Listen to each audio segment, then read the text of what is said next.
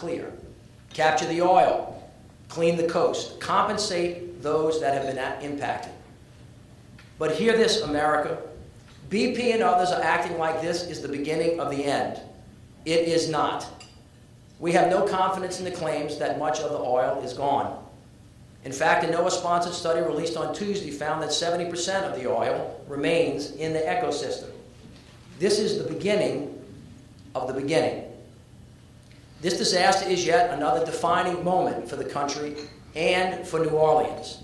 We must reflect on the past and chart a new course forward.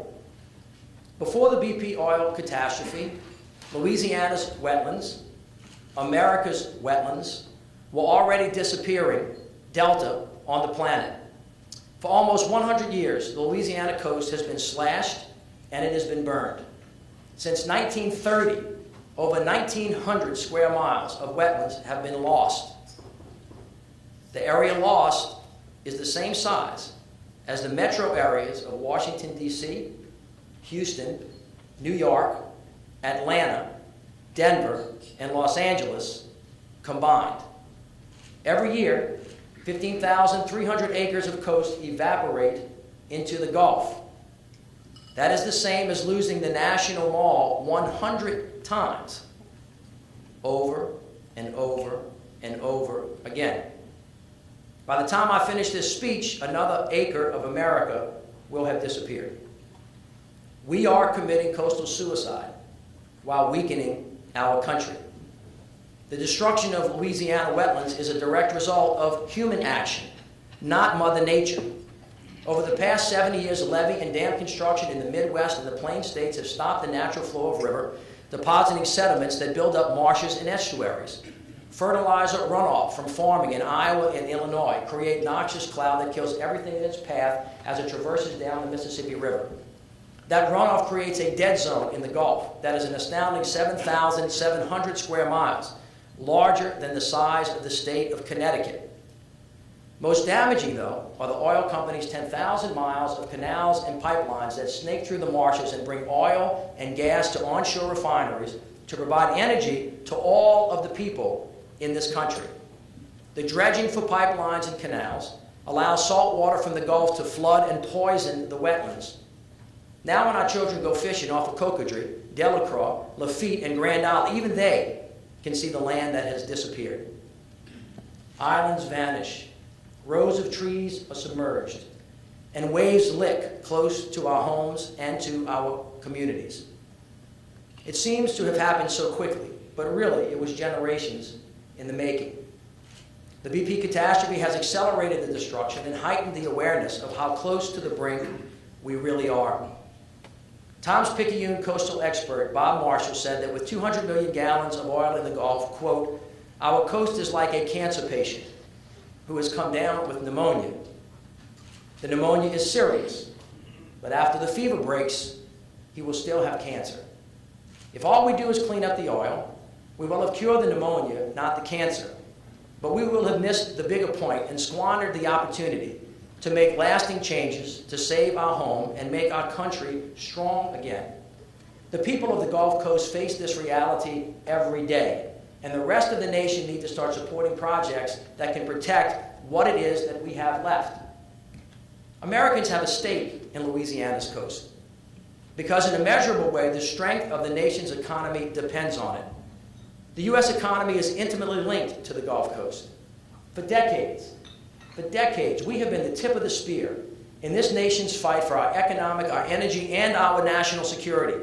Every year, Louisiana provides America with more oil and gas than this nation imports from Saudi Arabia. Americans consume 21 million barrels of oil a day. Only 8 million is produced domestically. 25% of that comes from the Gulf of Mexico. Not to mention that Louisiana is also the home to 5 of the nation's top 15 busiest ports. We are the gateway for the nation's goods. With 460 million tons of cargo annually shipped down the Mississippi to the world and moved up the river to the heartland. And let us not take for granted that Louisiana's coast is the nursery of the Gulf, home to the second largest fishing industry in America, annually accounting for 30% of all seafood consumed in this country. So whether it is food, clothing, metals, oil, the rest of America can rely on us to put food on the table, keep the lights on, and keep gas in the tank. Now, contrary to popular belief, gas does not come from the gas pump. I heard that? By focusing on higher short-term profits instead of long-term sustainability, we are greedily robbing resources from future generations. Decades of backroom deals have left the coast defiled. Poor funding decisions by state and local governments have added to its demise. The federal government is taking billions of dollars of revenue from our shores and redistributing it to other parts of the country. National environmental groups cluster on the east and the west coast, leaving local environmental groups on the Gulf Coast to fend for themselves. At the same time, BP has been incredibly irresponsible and negligent. They have arguably the worst safety record in the industry. They had no plan for capping the well or capturing the oil if a blowout preventer failed. And while the oil gushed in the Gulf for 85 days, BP consistently dragged its feet to clean up, compensate, miss meetings, and seemed to treat the crisis with disdain. They just wanted to have their life back, as if it were our fault. And once BP is finished pillaging the coast for all that it's worth, shirking their responsibility, in my opinion, they're poised to cut and run. Throughout their $50 million advertising campaign, BP vows to make it right, but their words don't match their actions. If BP really wanted to restore their reputation and invest in the Gulf community, BP would act quickly, not slowly. They would move their regional headquarters to New Orleans, lay down roots in the community, compensate everyone that is impacted. They would fund seafood testing and tourism marketing and make substantial investments in restoring the coast. And it would not have taken them over 100 days to begrudgingly and only partially fund mental health initiatives for communities suffering up and down the coast. BP still has not responded to urgent requests for food, rental assistance, and economic aid for some victims. Instead, BP's actions to date are of a company that is not truly sorry and is not willing to forge a new path. These decisions are made by a company whose corporate culture today seems to be focused on share price and limiting liability, not by a corporate morality of stay and invest. And that is a shame. BP can redeem themselves and truly make things right, but they must act now. We welcome and encourage them to do so. But Louisiana refuses to be used, to be abused, and to be thrown away any longer. It is time to change course, innovate, adapt, and hope for a better future. But hope is no substitute for a plan. In the short term, we must lift the moratorium on deepwater drilling. It is, in fact, possible to drill safely and to protect our environment. Energy consumption continues to rise, but Americans don't want to drill in Alaska, off the coast of Florida, off of the East Coast, or California, or buy from foreign dictators. As we aggressively pursue viable alternative forms of energy today, we can't rely on hydrogen fuel cells, wind, solar, or biofuels alone. Currently, renewable energy sources can only fulfill 7% of our daily demand. We must drill safely and securely in a way that sustains our energy needs, restores our coast, and provides us a bridge to the future. Just this past week, Blade Dynamics announced the creation of a wind turbine factory that will create 600 new green jobs in New Orleans. We're in the business of providing every type of energy. And this is perfectly reasonable. It is not a zero-sum game. We are not limited to drill, baby, drill, or stop drilling forever. We can do better. We must drill and restore. And we know how to restore our coast. We know the importance of land building diversions and sediment pumping systems. Some of the country's best minds have dedicated their lives to solving this problem. We have a way. Now we need the will, and now we need the resources. According to the Clean Water Act, the federal government can fine BP up to $21 billion. The lion's share of those funds should go to the people of the Gulf Coast to restore the damage done. The Landrieu Gulf of Mexico Security Act promises the Gulf Coast a fair share of oil royalties, which must be dedicated to restoring the coast. However, the revenue sharing does not go into effect until 2017. Knowing this, Senator Landrieu has introduced the Respond Act, which would enact fast share immediately. Congress should pass it. But the entire industry has had a huge historical impact on the coast and must do its part to maintain the very land it uses to support its operations. An ethic of conservation and stewardship is as old as the country itself and should be renewed.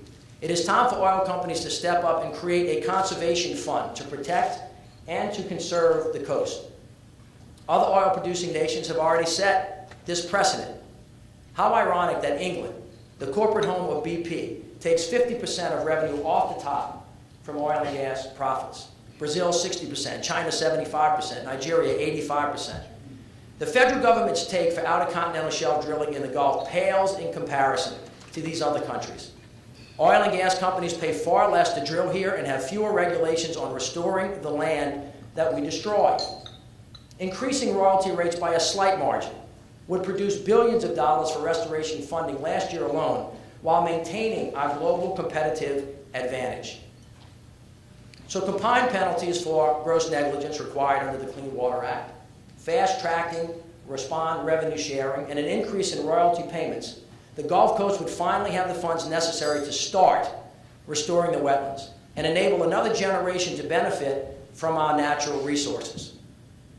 This is not a partisan issue that divides us. Our way of life depends on sustainable drilling. We must preserve and protect what it is that we have left. President Theodore Roosevelt, a hero to both the left and the right, set the course when he wrote, "It is not what we have that will make us a great nation. It is the way in which we use it." It is time to stop exploiting our resources in a way that is economically hypocritical, environmentally ignorant, and morally wrong. We all need the Gulf of Mexico, its resources, its delta region, its food and recreation, its culture, now and forever. This is about preserving a way of life. So now we have come full circle. Katrina and the BP oil catastrophe, two sides of the same coin. They are both man-made disasters. They both could have been avoided. They both brought the Gulf Coast to its knees. They both cost people their lives. And they both have responsible parties sidestepping their obligations to solve the problem. We can change. The legacy of Katrina and the BP oil catastrophe will be defined by our actions now. New Orleans is the best laboratory for change in the United States of America. The restoration of our coast will show the world how the government, businesses, and people, acting in concert, can protect the Gulf Coast and turn crisis into opportunity, frustration into motivation, tragedy into triumph. As we protect our coast, we will simultaneously protect all that we have built and hold dear inside our city and revitalize the urban landscape, creating better schools, preventative care clinics, housing opportunities, and new economic initiatives to promote sustainable energy. We will do even better.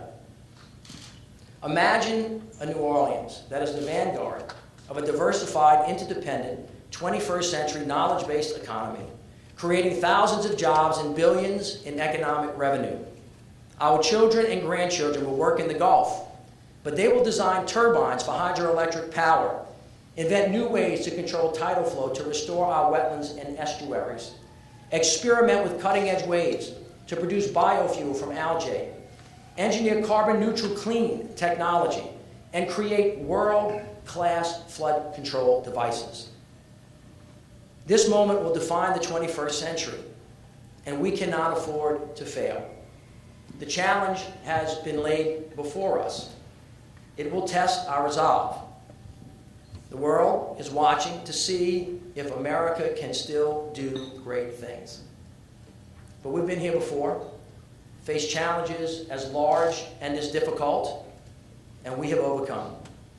Again and again, our will has been tested. And if God is willing and the creek don't rise,